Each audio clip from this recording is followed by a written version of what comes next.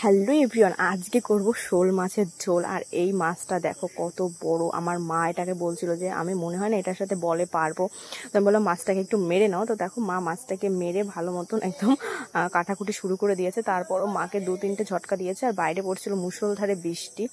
আর শোল মাছ আমার সেরকম একটা ভালো লাগে না খেতে, ওই ল্যাঠা মাছ শোল মাছ একই রকম লাগে খেতে। তো যাই হোক, এটারই আজকে করব পাতলা পাতলা ঝোল। আর বাইরে হচ্ছে বৃষ্টি, তো বৃষ্টি হলে কি সবসময় ইলিশ মাছ বেগুন ভাজা এইসব দিয়েই পালন করতে হবে নাকি? খিচুড়ি আমরা না হয় একটু শোল মাছ দিয়েই পালন করি। তো তার জন্য দেখো মাছটাকে লবণ হলুদ মেখে ভালো করে ভেজে নিয়েছি। তারপরে সেই তেলের ভিতরে জিরে ফোড়ন দিয়ে তার ভিতরে দিয়ে দিয়েছি তেজপাতা আর 2টো এলাচ আর লবঙ্গ দারচিনি দিয়ে দিয়েছি ফোড়নে।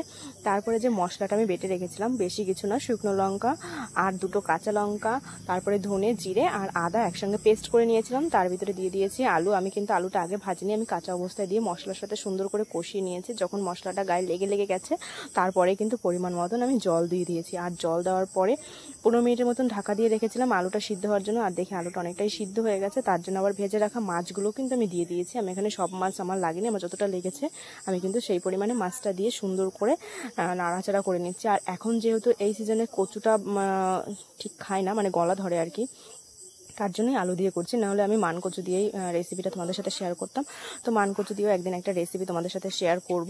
তো তারপরে দেখো মাছটা দেওয়ার পরে একদম সুন্দরভাবে সব কিছুর সাথে মিশে গেছে। আমি মাছটা দিয়ে আরও 5-10 মিনিট ভালো করে জাল করে নিয়েছি। আর একটা তেজপাতার যে একটা কি অপূর্ব সেন্ট বেরোচ্ছিলো, কি বলবো তোমাদেরকে। তারপরে একটুখানি ভাজা জিরের গুঁড়ো উপর থেকে ছড়িয়ে দিয়েছি 1 চামচের মতন। এই জিরের গুঁড়োটা দিলে না অন্য রকম একটা টেস্ট হয়। জ্যান্ত মাছে বেশি মশলা দিলে আমার মনে হয় না যে সেই জ্যান্ত মাছের টেস্টটা আর পাওয়া যায়। তো তার জন্য আমি কিন্তু সবসময় সিম্পলভাবেই রান্না করার চেষ্টা করি জ্যান্ত মাছটা। তো দেখো আমার একদম পুরো রেডি কিন্তু রান্নাটা। আমি বেশ ভালো পরিমাণেই ঝোল রেখেছি, কারণ জ্যান্ত মাছের ঝোলেই ভীষণ প্রোটিন।